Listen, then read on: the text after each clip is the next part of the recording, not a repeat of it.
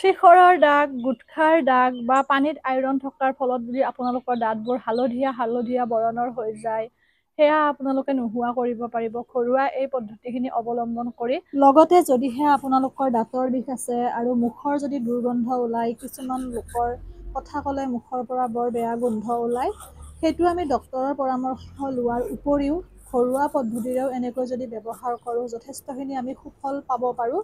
ব্যৱহাৰ কৰি আপোনালোকে চাব পাৰে আৰু ৰিজাল্টটো মোক জনাবলৈ কিন্তু নাপাহৰিব। বিশেষকৈ মুখৰ যি দাঁতত লেতেৰা আছে বা সেয়া পানীৰ আইৰণৰ ফলত হোৱা দাগে হওক বা গুটখাৰ ফলত হোৱা দাগে হওক, খুবেই ভাল ৰিজাল্ট এটা দেখিবলৈ পাব এই ঘৰুৱা বস্তুখিনি আপোনালোকে ব্যৱহাৰ কৰি। আৰু কি কি বস্তু ব্যৱহাৰ কৰিছোঁ ভিডিঅ'টোৰ শেষত আপোনালোকে সম্পূৰ্ণৰূপে চাব পাৰিব, তেতিয়া আপোনালোকে বুজি পাব।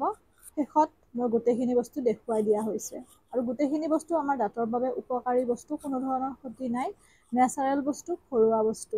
আপোনালোকে এই বস্তুখিনি ব্যৱহাৰ কৰি চাব পাৰে, যথেষ্টখিনি সুফল পাব।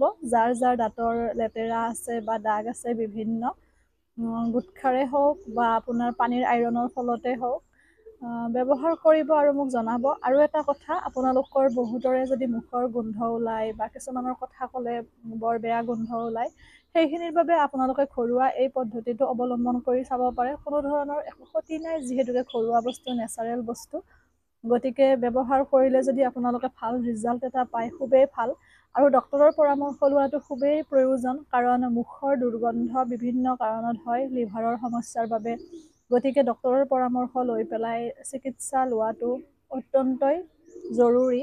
তাৰ উপৰিও আমাৰ কিছুমান ঘৰুৱা পদ্ধতি বা ঘৰুৱা আমাৰ কিছুমান বস্তু থাকে, যিবোৰ ব্যৱহাৰ কৰিও আমি ৰিজাল্ট পাওঁ, বা সেইটো আমাৰ নিজৰ এটা যত্ন বুলি আমি ক'ব পাৰোঁ, নিজৰ কেয়াৰ। সেইখিনি ধৰি লওক, আমাৰ মুখখনৰ কিছুমান বস্তু আমি যেনেকৈ ৰেমেডি ইউজ কৰোঁ, যাতে নেচাৰেলি আমি ধুনীয়া হৈ থাকিব পাৰোঁ, বা কিছুমান ধৰি লওক ছানবাৰ্ণ বা তেনেকুৱা ধৰণৰ সমস্যাবোৰ নোহোৱাকৈ ৰাখিব পাৰোঁ।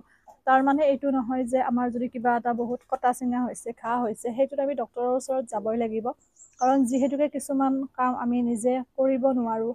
কিন্তু এইবোৰ আমাৰ এটা যত্নৰ ভিতৰত পৰে। ধৰি লওক, মুখৰ আমাৰ দাঁতবোৰ লেতেৰা হৈছে বা আমাৰ ধৰি লওক গুটখা হোৱাৰ ফলত দাঁতৰ লেতেৰা হৈছে, তেতিয়াও আমাৰ দাঁত পৰিষ্কাৰ হৈ থাকিব যদিহে আমি ৰেগুলাৰ পৰিষ্কাৰ কৰোঁ।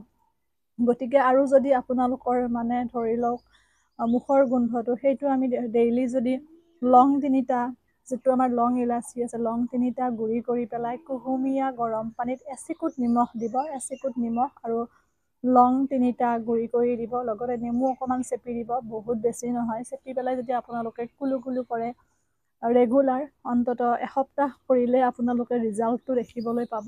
ৰাতিপুৱা শুই উঠি আৰু ৰাতি শোৱাৰ আগত। আমি ৰাতিপুৱা দাঁত ব্ৰাছ কৰাটো যিমান জৰুৰী, তাতকৈ বেছি জৰুৰী ৰাতি শোৱাৰ আগত দাঁত ব্ৰাছ কৰাটো। আশা কৰোঁ আপোনালোকে উপকৃত হ'ব এই ভিডিঅ'টিৰ মাধ্যমেৰে। কি কি বস্তু ব্যৱহাৰ কৰিছোঁ মই ভিডিঅ'টোৰ শেষত গোটেইখিনি বস্তু আপোনালোকক দেখুৱাইয়ে দিম, আপোনালোকে গম পাব। আৰু যিহেতুকে ইয়াতে নেমু টেঙা আছে, গতিকে অকণমান কাৰোবাৰ দাঁতটো টেঙাই বা তেনেকৈ টেঙা খাব নোৱাৰা লোক আছে বহুতো, তেওঁলোকে হয়তো অকণমান টেঙাব পাৰে, সেইটো একো ডাঙৰ কথা নহয়। নেমু টেঙাটো আমাৰ কিমান উপকাৰী সেইটো সকলোৱে জানে, তাক আৰু বেলেগকৈ কোৱাৰ কোনো প্ৰয়োজন নাই। গতিকে নেমু টেঙাটো যদি কোনোবাই ব্যৱহাৰ কৰিব নিবিচাৰেও, তেতিয়াহ'লে বাকীখিনি বস্তু আপোনালোকে ব্যৱহাৰ কৰি ভাল ৰিজাল্ট পাব পাৰে। আশা কৰোঁ ভিডিঅ'টিৰ মাধ্যমেৰে আপোনালোকে উপকৃত হ'ব। এইবোৰ আমাৰ নিজৰ যত্ন, নিজে লোৱা যত্ন। গতিকে এনেকুৱা কিছুমান পদ্ধতি যিবোৰ নেচাৰেল, কোনো ছাইড ইফেক্ট নাই, তেনেকুৱা বস্তুবোৰ আমি ব্যৱহাৰ কৰিলে একো ক্ষতি নাই। গতিকে ব্যৱহাৰ কৰি যদি আমি ভাল ৰিজাল্ট এটা পাব পাৰোঁ, খুবেই ভাল। গতিকে আপোনালোকেও ব্যৱহাৰ কৰিব। মই নিজেও এনেকৈ ব্যৱহাৰ কৰি থাকোঁ, বস্তুবোৰ এক্সপেৰিমেণ্ট কৰোঁ আৰু লগতে অধ্যয়নো যথেষ্টখিনি কৰোঁ, কোনটো বস্তু কিমান ভাল বা কোনটো বস্তু কৰিলে কাৰ গুণাগুণটো কেনেকুৱা। গতিকে আপোনালোকেও ব্যৱহাৰ কৰিব আৰু কেনেকুৱা পালে মোক ভিডিঅ'ত মানে কমেণ্ট বক্সতে হওক বা মেছেজতে হওক জনাবলৈ নাপাহৰিব। এৰিছোঁ আজিলৈ। সকলো ভালে থাকক, সুস্থ থাকক, হাঁহি থাকিব। আৰু এইবোৰ গুটখা, শিখৰ বা তেনেকুৱা ধৰণৰ বস্তুবোৰ পৰালৈকে সেৱন কৰিব নালাগে, খাব নালাগে, কাৰণ এইবোৰৰ পৰা আমাৰ যথেষ্ট ক্ষতি হয় দেহত, এৰাই চলিব লাগে। গতিকে আজিৰ পৰা আপোনালোকে প্ৰতিজ্ঞাবদ্ধ হওকচোন, যিবোৰে গুটখা বা তেনেকুৱা ধৰণৰ বস্তুবোৰ খাই দাঁতবোৰ লেতেৰা হয়। ভাবকচোন, দাঁতটোৱে লেতেৰা হয় আৰু ভিতৰত গৈ পেলাই কিমান কি অনিষ্ট হ'ব পাৰে। গতিকে নিজক পৰিষ্কাৰ কৰাৰ লগতে এই বস্তুবোৰো আপোনালোকে ত্যাগ কৰিব। বহুত ভাল বস্তু আছে, সেইবোৰ খাব। সিমানখিনিয়ে। নাজানো কোনে কথাটো কেনেদৰে লয়, কিন্তু এইবোৰ বস্তু বহুত বেছি বেয়া, স্বাস্থ্যৰ বাবে আমাৰ ক্ষতিকাৰক, পৰালৈকে এৰাই চলিব লাগে। এইখিনি ঘৰুৱা উপায়েৰে, একেবাৰে ঘৰুৱা বস্তু, সহজতে পোৱা বস্তু, আৰু কোনো ধৰণৰ ছাইড এফেক্ট নাই। সৰু বাচ্ছাৰ পৰা ডাঙৰলৈ সকলোৱে ব্যৱহাৰ কৰিব পাৰিব। আগতে ইতিমধ্যে মই এটি দিছিলোঁ আপোনালোকক, গুটখাৰ দাগ কেনেকৈ আঁতৰাব পাৰি, আৰু বহুতে উপকৃত হৈছিল। কিন্তু তাত নেমু টেঙাটো দিয়াৰ ফলত বহুতে দাঁত টেঙুৱা বা তেনেকৈ টেঙা টেঙা ভাৱ এটা থাকে বুলি পেলাই জনাইছিল, কিন্তু একো কথা নাছিল।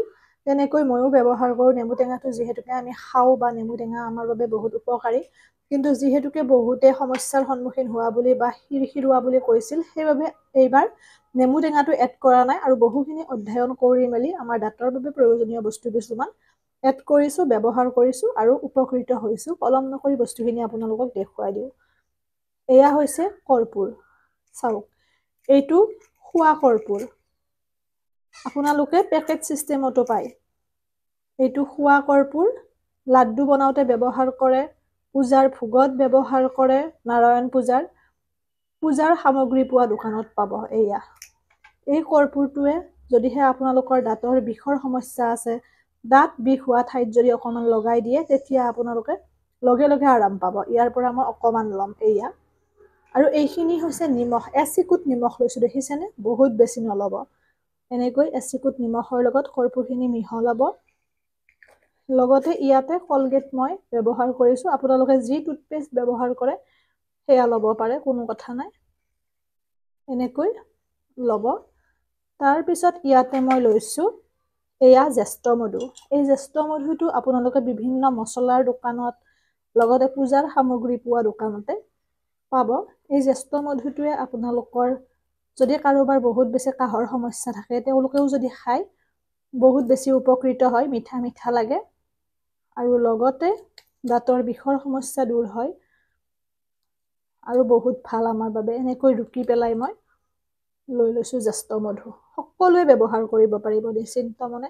আপোনালোকে যদিহে প্ৰয়োজন বোধ কৰে, আলোচনা কৰিব পাৰে ডক্তৰৰ লগতো, গোটেইখিনি বস্তুৰ কথা কৈ পেলাই তেওঁলোকেও আপোনালোকক জনাব, বা অভিজ্ঞ লোকক সুধিব পাৰে। এনেকৈ এয়া লং লৈছোঁ 4টামান।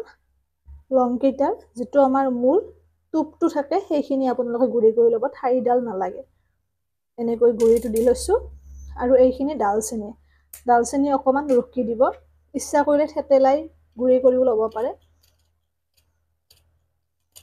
এনেকৈ ধুনীয়াকৈ মিশ্ৰণটো আপোনালোকে বনাই ল'ব।